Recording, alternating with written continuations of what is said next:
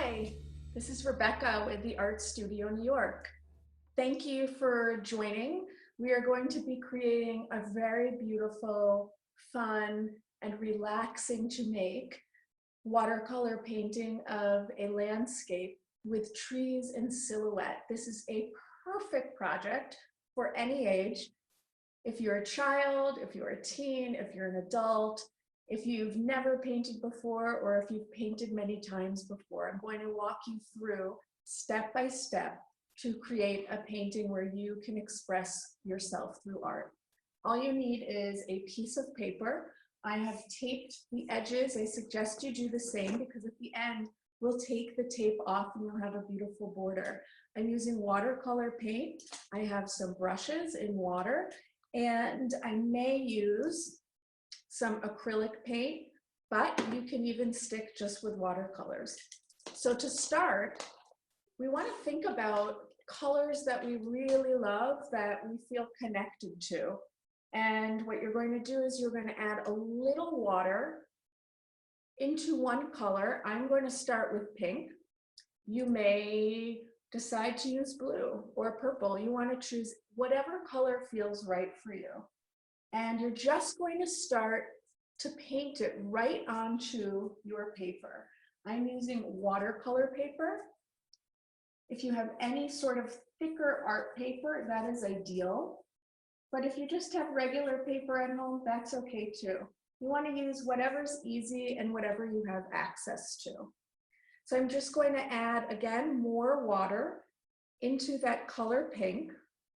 And we add water so that the color is more translucent, so you can see through it a little bit more.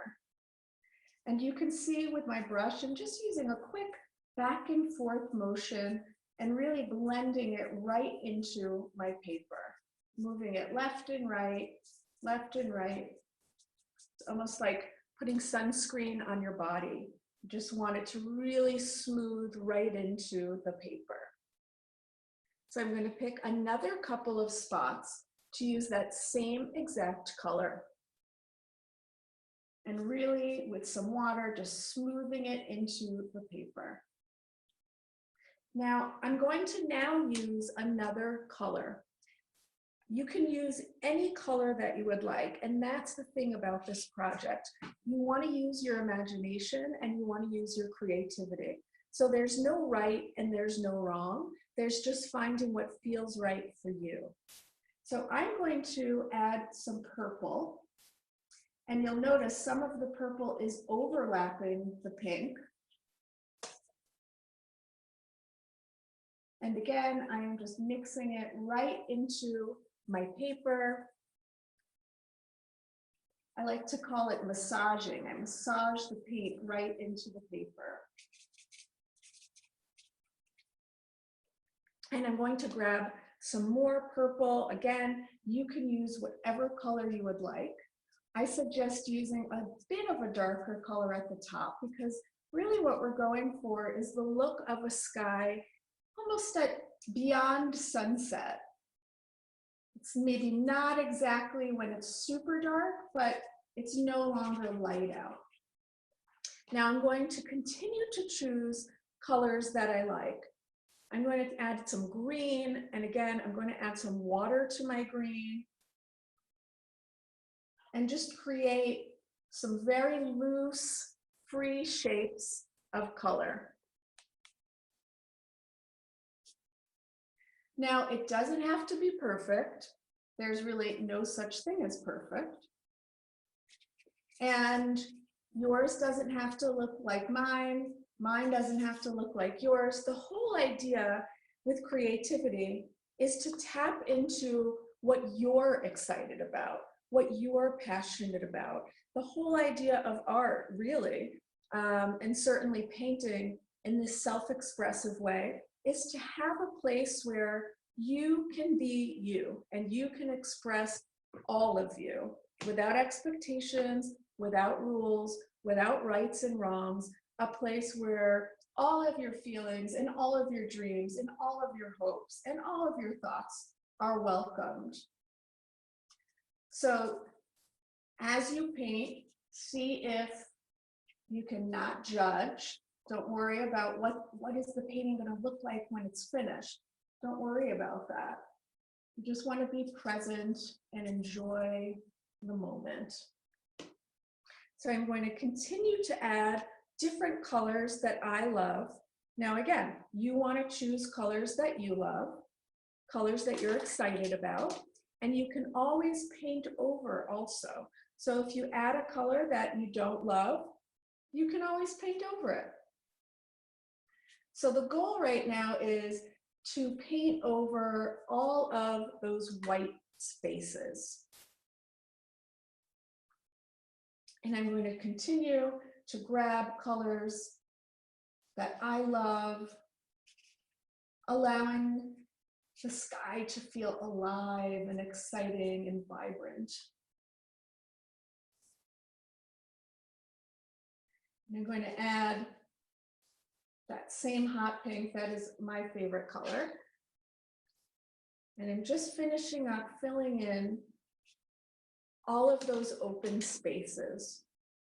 Now, you'll notice a lot of times when you look at a sunset or as the sky becomes darker at night, it's usually lighter at the bottom and it gets darker and darker at the top. So I am going to take a blue and a purple and just add more dark at the top. And I'll allow that dark color to come around the edges. And then I'm going to wet my brush and I'm going to bring that water right at that line to really blend the color in. And I love using my fingers. So I am even going to just take my fingers and rub the paint right into the paper. And now what I'm going to do is grab a couple of those colors I love the most, some of the brighter colors, and just bring touches of those brighter colors and perhaps making just little pockets of color. So you can see that I am painting over what was there already, and I'm layering up the paint. And I'm going to probably take that same purple, I'm going to add some water again to the purple, and maybe just bring some of that same color in another area of the painting so that certain colors can show up more than once. And I'm going to do that a couple more times, and this time I'm going to take even a smaller brush. And so I'm back to green, and again, some might say, what? Green doesn't usually show up in the sky.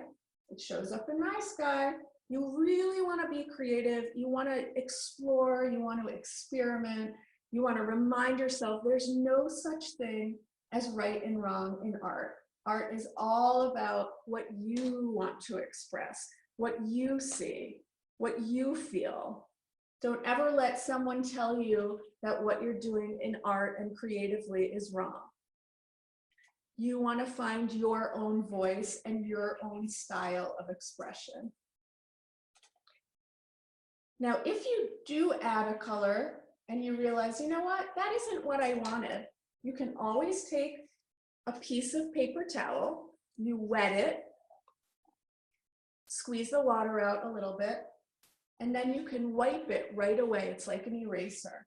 So you never will end up with something that you don't like. Now, I liked that purple, so I'm going to leave it there. I'm going to put a little blue on top of it. But had I not wanted it there, I could have really gotten rid of it completely. So anytime there's something you don't like, you can always change it. I'm just going to bring a little more blue into the top of my painting. And again, for me, I want to allow the top to be a little darker. And so maybe I'll bring a little of that blue right across the top. And any other colors you want to add, you just throw them right in there. Could add some bright green. Maybe you love reds. maybe you love oranges, whatever colors you love, put them all in there. And as each layer dries, you can always add more and more and more color.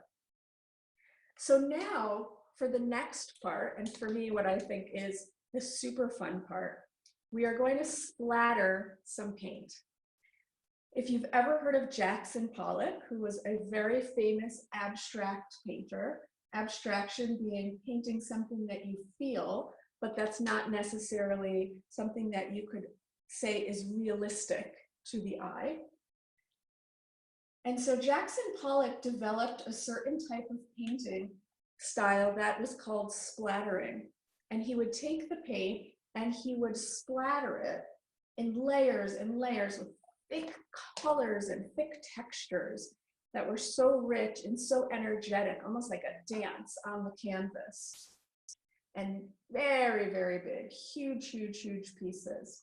And so we are going to do some splattering because I want my painting to feel like the night sky. And I want some feeling of stars. So I'm going to take my white acrylic paint. Now you could use watercolor paint if you want. You always want to use the materials you have. You don't have to go out and buy brand new supplies for every project. Be resourceful and experiment with the supplies that you have. So I'll take out some white acrylic paint, just a nice little blob, and I'm going to add some water to that so that the consistency becomes very liquidy, almost like if you had a glass of watery milk. And I'm going to keep making it nice and watery. And then I'm going to lift up my nice watery brush, hold it against the paper, and tap it. And what you will see is that you get a lot of dots. I'm getting so many dots that it's all over my face. So you want to have fun with it. Don't be afraid to make a mess. As you can see, I now have white dots all over me. It will come off. You can always wipe it right off. I'm now going to take my black acrylic paint and I'm going to squeeze my black acrylic paint onto my palette. And now is the time where I'm going to paint the ground and the trees. So the first thing I'm going to do is rinse off my brush very nicely in my water so it's clean. I can wipe it off onto my rag or my apron. And I'm going to draw a line just straight across the bottom. And this is what's called a horizon line. The horizon line is where the earth meets the sky. It's usually a straight line, but if you're, let's say, drawing something that is mountainous or rocky, it may not be always a straight line. I'm not going to make mine perfectly straight. I'm going to allow it to have a little bit of a personality. And then I'm going to take, for me, a bigger brush, but you could always use the same brush. Getting a lot of black paint on that brush, and I'm going to paint the whole bottom black. I'm going to go just right across. Now, if you like texture, texture is when the paint gets nice and thick, you can always use more paint. The more texture you like, the thicker paint, the thicker the paint you use. I'm just going to go right across. Now is the time where I'm going to start adding trees. You might say, I don't know how to draw trees. I'm going to share a very, very easy trick. So I'm using a thin brush, and what I'm going to do is draw a number of thin lines. And everywhere that there's a thin line, there will eventually be a tree. I will walk you through it step by step. And what we're going to explore now is a technique called Pointillism. Pointillism is a type of technique where you use the tip of a brush and you add little points, little dots. So for you, some of your tree trunks might be thicker, some of your tree trunks might be thinner. Again, there's no such thing as perfect, and there's no such thing as a mistake. You can't do this wrong. You just want to have fun, and you just want to explore and experiment and enjoy every step of the way. Now, what I'm going to do is, again, get black paint right on the tip of my brush. And in Pointillism, the way that it works is you just make dots. And all of those dots eventually form an actual object. So I'm starting with the trunk of the tree, and I'm just dotting in all of that paint. And now I'm going to expand and create an actual shape of the tree. There's not a specific shape that I'm going for. I'm experimenting and seeing what kind of shape I want to create in this moment. As I add more dots, it feels almost like branches of a tree. I'm letting the paint go right off of the paper in some places. And then I might even add some little dots at the bottom of the paper. The next one, I'm actually going to use a thinner brush, but again, you always want to use what you have at home. And again, I'm going to start in the center, up the center. I think I'll make this one a little shorter. Now, every tree, if you go outside, are trees exactly the same? Absolutely not. Their size is different, their shape is different, their leaves are different, their form is different. And so you can create each tree to have its own look. They can overlap in some places if you want. And I'm going to keep dotting that paint. And in some areas, the dots overlap, and so the paint starts to feel thicker. And in some places, those dots are more open, and so you see the sky poke through more. And I'm just dab, dab, dab. I'm dabbing the brush right through the paper. And I'm going to keep doing that with every tree. And so as you're creating this from home, I hope that you're experimenting with the different shapes, with the different textures. How thick are you using your paint? Is it nice and thick? Do you prefer thin paint? If you have only watercolors at home, you can do this same exact technique. Now, what you would want to do is just let the background dry first before you add more paint. So you would allow your full background to dry, and then you can use black or another dark color, whichever you prefer. And you're going to add it right onto, just like I'm doing, but this time with watercolor paint.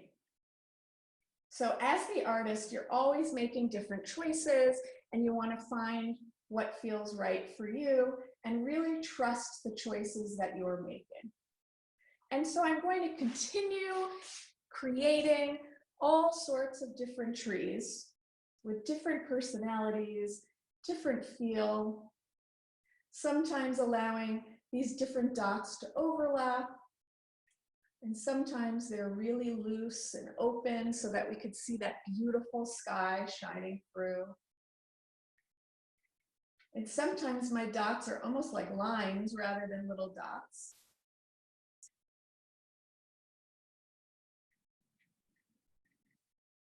And the goal is to really enjoy the process. Can you let go of what you think this should look like?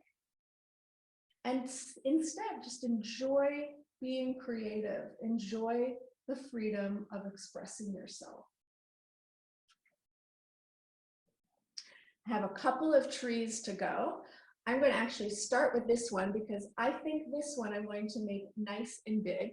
Maybe it's going to be the biggest one yet.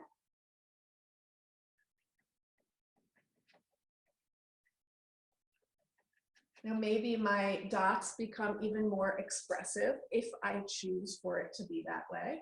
You're constantly making choices when you're creating artwork. Just because one person does one thing doesn't mean that that's what you have to do. There are no shoulds in art. Art is a very free way for you to be imaginative and expressive and almost get lost in your own creative world. Did you know that art actually is even good for your health? It has been proven that being creative through art classes is really good for your brain. It makes you smarter. It teaches you how to solve problems.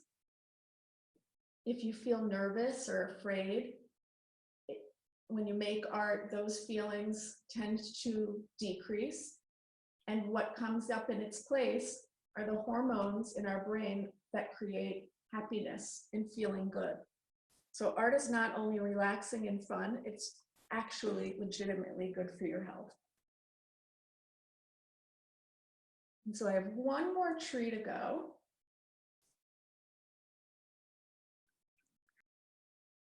So we are going to continue to add for our last tree, whatever shape and style is exciting to you and expressive to you.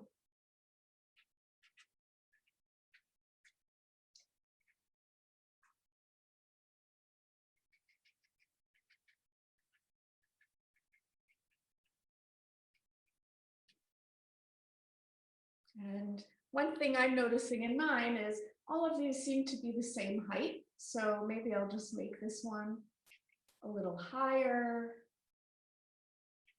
add another branch.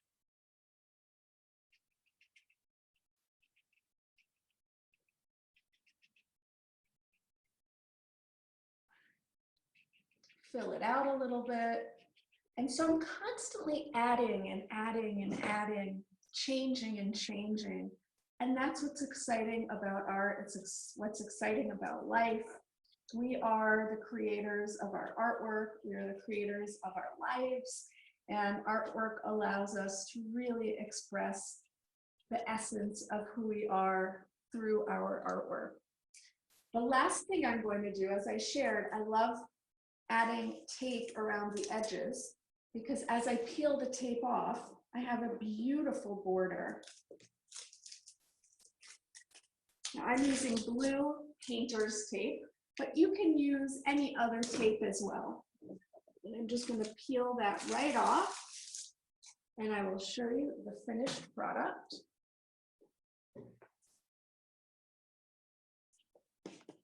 So this is a wonderful project that you can do at home as a family or by yourself, whether you are young, whether you are old, whether you are any age.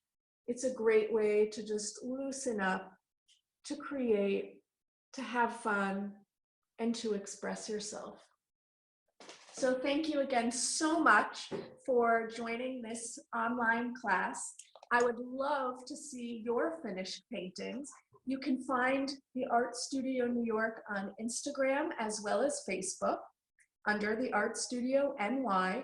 And again, make sure to visit our website at www.theartstudiony.com. We hope to see you on our online engaging art classes for all ages.